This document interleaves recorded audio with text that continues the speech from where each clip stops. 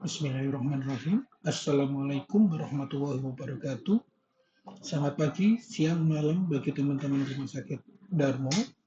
Saya Lina Tirajana akan melanjutkan topik respirasi chapter yang keempat, yaitu terapi oksigen. Dalam hal ini kita akan bahas dulu terapi oksigen biasa yang biasa kita gunakan bisa digunakan di ruangan selain ICU. Oke.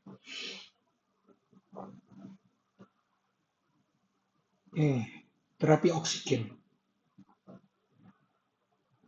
Kita tahu oksigen itu sangat banyak di dunia ini, tapi kenapa kok kita masih butuh untuk tambahan oksigen?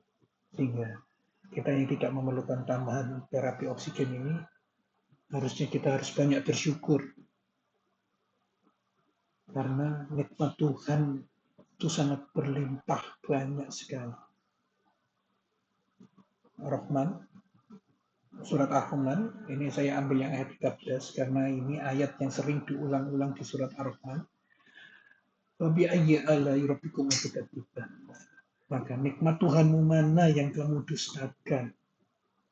Diulang sampai lebih dari berkali-kali di dalam surat itu. Ar-Rahman, Rahman, Allah Maha Pemberi. Di sini nikmat Tuhan mana yang kamu dustakan? Jadi kita harus bersyukur, masih bisa bernafas bersyukur, masih bisa hidup tanpa bantuan oksigen yang bersyukur. Kita tahu waktu COVID varian Delta, oksigen sampai habis tabung oksigen dan sebagainya. Dan mudah-mudahan aja kita di seumur hidup tidak akan pernah memerlukan tambahan terapi oksigen. Oke. Jadi terapi gagal nafas itu tentunya adalah pertama kita terapi penyebabnya gagal nafas, kemudian kita terapi suportif karena sebetulnya terapi oksigen adalah terapi suportif. Dan sekali lagi, kemarin kita sudah bahas definisi gagal nafas, bahwa gagal nafas itu adalah ketidakmampuan kapasitas paru dalam memenuhi kebutuhan metabolisme. Jadi, penyebabnya pasti belum tentu paru. Dan gagal nafas itu merupakan suatu sindrom, selalu ada penyebabnya. Pneumonia, kalau penyebab intrapulmoner ya pneumonia, demam baru, dan sebagainya. Kardiovaskular, shock kardiogenic itu juga bisa gagal nafas. Pasien CKD juga bisa gagal nafas. Dan seterusnya. Oke, namun kita untuk kali ini kita hanya fokus pada terapi suportif untuk terapi gagal nafas, yaitu terapi oksigen. Terapi oksigen secara umum yang sederhana itu ada fixed performance device sama variable performance device. Apa maksudnya itu? Fixed performance device itu adalah suatu alat yang disetting bisa memberikan fraksi oksigen FiO2 secara konstan, fix.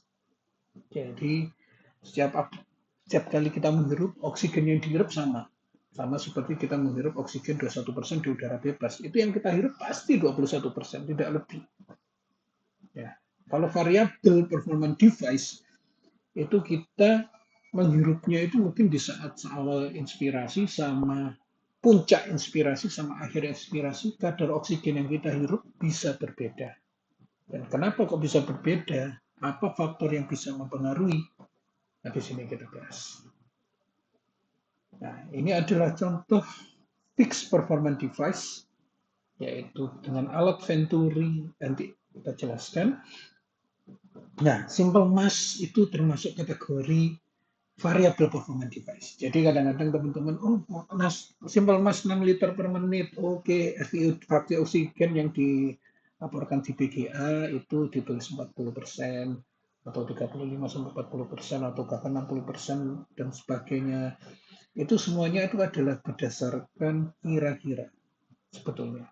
Tidak ada fix fraksi oksigen di sini. Karena memang kayak simple mass, nasal pump, nasal reservoir, itu semuanya termasuk kategori variable performance device.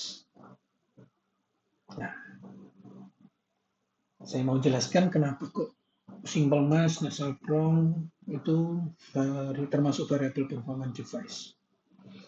Ini grafik antara kecepatan aliran udara yang masuk ke paru dibandingkan dengan waktu. Saat kita awal inspirasi, pasti kan narik nafasnya pelan. Terus semakin lama semakin cepat, ya pelan.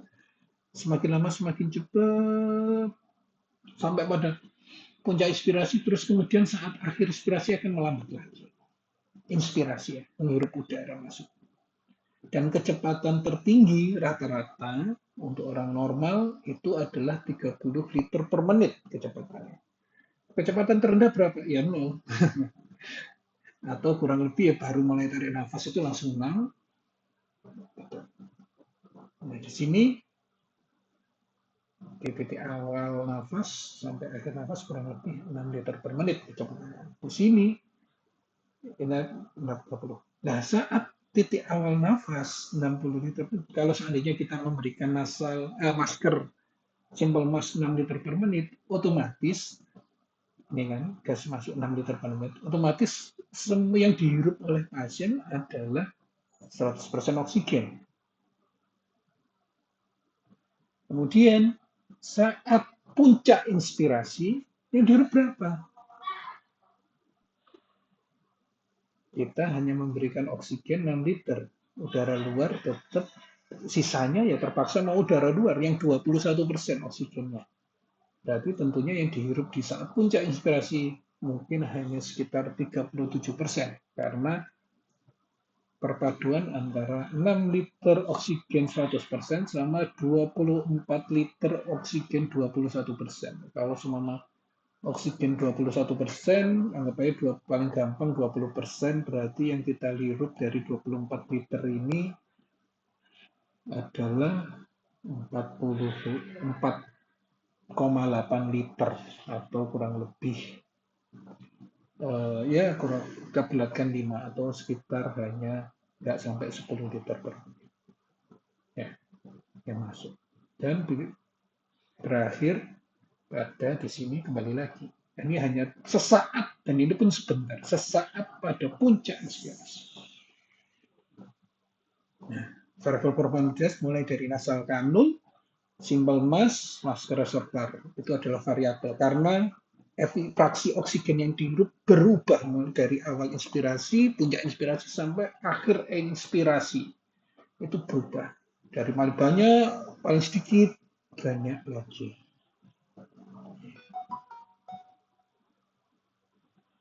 Dan kenapa kok kita kan tahu ya oksigen udara seperti nasal ya, kita pakai contoh nasal aja lebih mudah.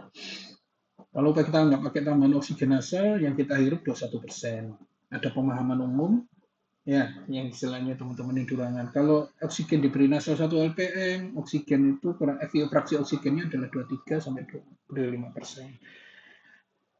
Kalau 2 lpm 25 sampai 30%, 3 lpm 27 dan seterusnya. Karena diasumsikan kenaikan 1 lpm itu menaikkan fraksi oksigen kurang lebih 2 sampai 4%. Nah, dari mana angka ini didapatkan? Apakah turun dari langit dan sebagainya? Dan kalau kita tidak tahu itu, kita nggak akan tahu apa yang mempengaruhi fraksi oksigen.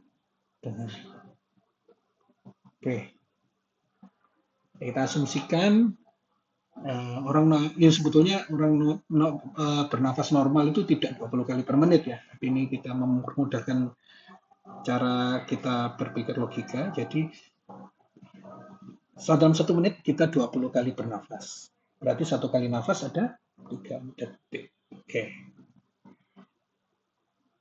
1 siklus nafas yang 3 detik itu kan terdiri dari inspirasi dan ekspirasi. Oksigen masuk hanya di inspirasi, yang ekspirasi tidak akan masuk meskipun kita memberikan oksigen, tapi karena ekspirasi oksigennya nggak akan masuk. Nah, di sini berarti inspirasi dan ekspirasi, dan kita tahu bahwa inspirasi lebih pendek daripada ekspirasi. Perbandingannya sekitar satu kali lamanya satu kali perbandingan ya, bukan ya. Kalau seandainya inspirasi adalah 1 detik, maka ekspirasi itu bisa sampai 2 sampai 3 sampai 4 detik. untuk pernafasan normal. Kalau kita setting ventilator, kita bisa. Cuma kalau ini nafas normal, rata-rata seperti itu. Oke, untuk memudahkan kita pakai 1/2. Jadi anggap aja kalau ini 3 detik, berarti inspirasinya adalah 1 detik, ekspirasinya 2 detik. Ya, itu untuk memudahkan aja. Jadi kita asumsikan waktu inspirasi adalah 1 detik untuk memasukkan udara inspirasi. Tidak volume, kita tahu kan, sekali tarik nafas biasa adalah tidak volume, yaitu 500. Kurang lebih ya, kita pakai angka yang gampang. Sebetulnya kan kita tahu 6-8 mili per kilo berat badan, tapi ya kita pakai yang hitung-hitungan gampang dulu ya. Jadi di sini kita tahu berarti faktor RR itu bisa berpengaruh, faktor tidak volume berpengaruh.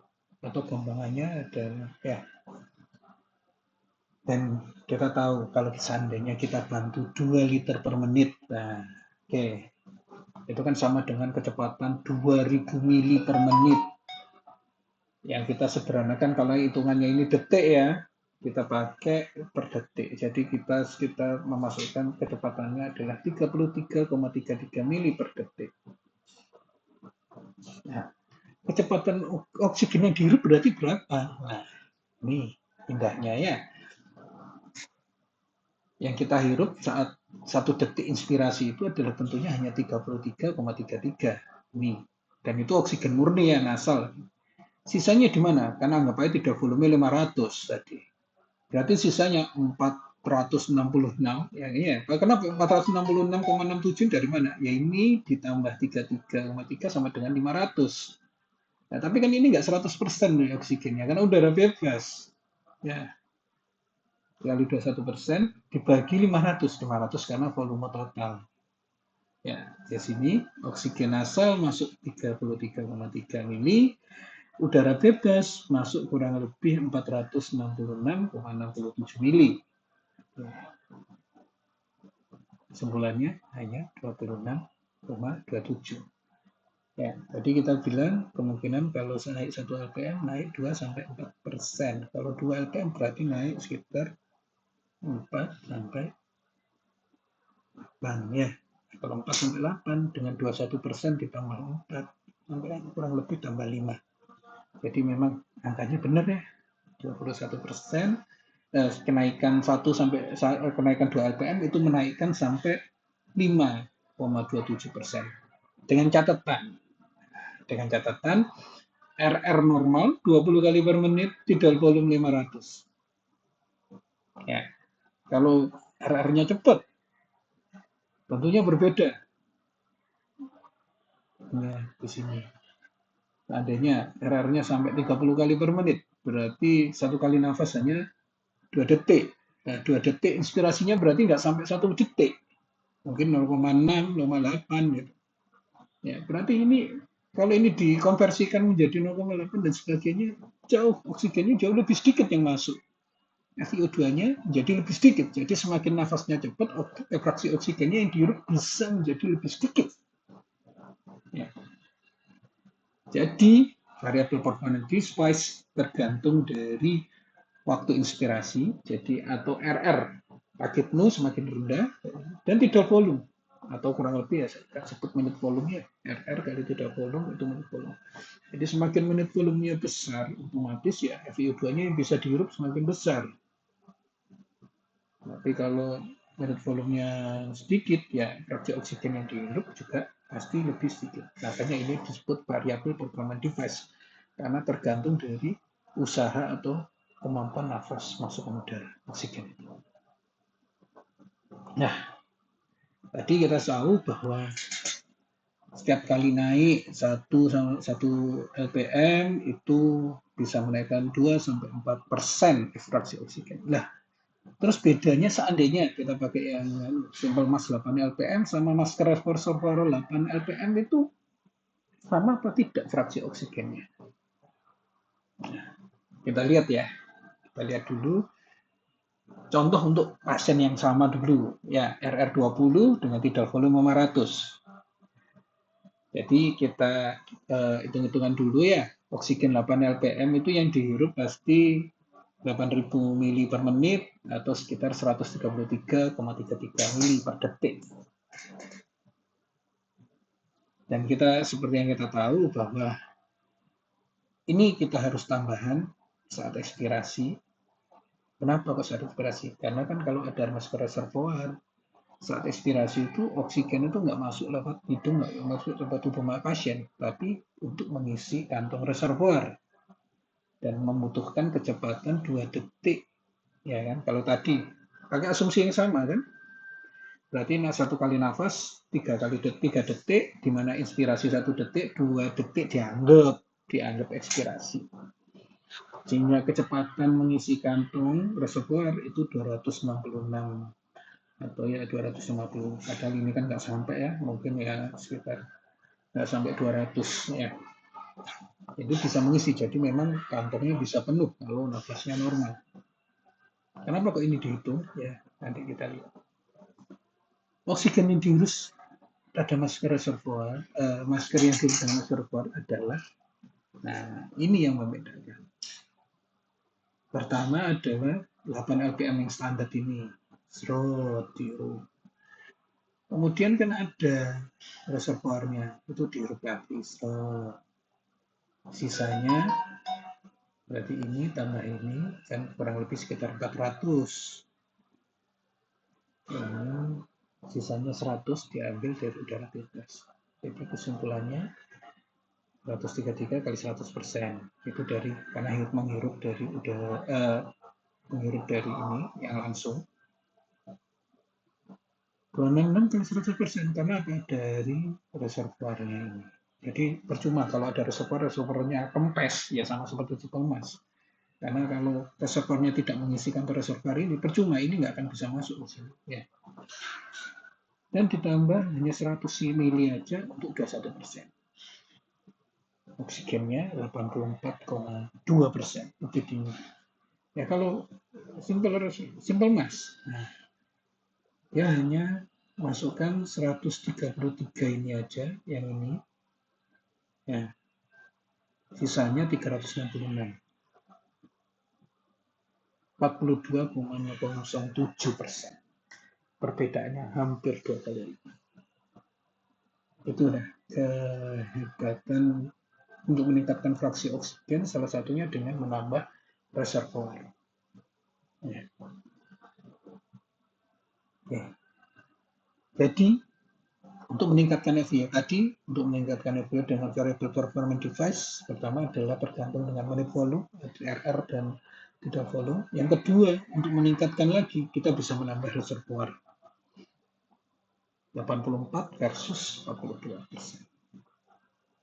Nah, kalau fix, nah ini yang membedakan ya. Fixed performance device. Itu sekarang sudah mulai jarang dipakai, tapi itu sebetulnya sekarang juga yang paling mendekati adalah HFNC, tapi tergantung settingnya juga. Jadi Venturi Max itu adalah fixed performance device. Kenapa? Karena memang di sini itu sesuai warna untuk menyesuaikan dengan fraksi oksigen yang akan dihirup. Dan ini memang disetting ada reservoir untuk mengatasi tentang meningkatkan jumlah oksigen yang mungkin harus dihirup selama saat inspirasi dari volumenya itu. Dan flow yang ditingkatkan itu pasti oksigen 15 liter per menit. Semua Venturi Mas 15 liter per menit.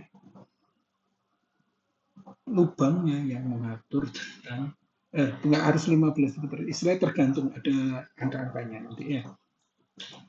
Sisanya, kan ini kan saat puncak inspirasi 15. Kalau saat ini kan 6 liter, ya nggak apa-apa oksigen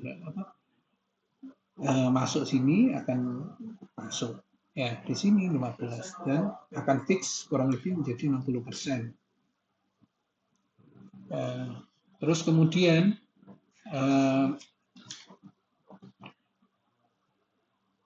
masuknya fix 60%. Dan di sini contoh, warna biru itu 60%, di setting 15 LPM, 40% ini sekitar 10 LPM, 35% itu harus datang 8. Jadi ini Dan ini sudah mulai jarang ya dipakai karena memang terlalu boros oksigen lebih tepatnya. Karena ini untuk mencapai 60% aja dia butuh. Tapi memang fix ini sangat diperlukan untuk pasien-pasien COPD di mana kalau kita memberikan oksigen yang tinggi bisa terjadi oksigen narkosa atau pseudonarkos. Nah,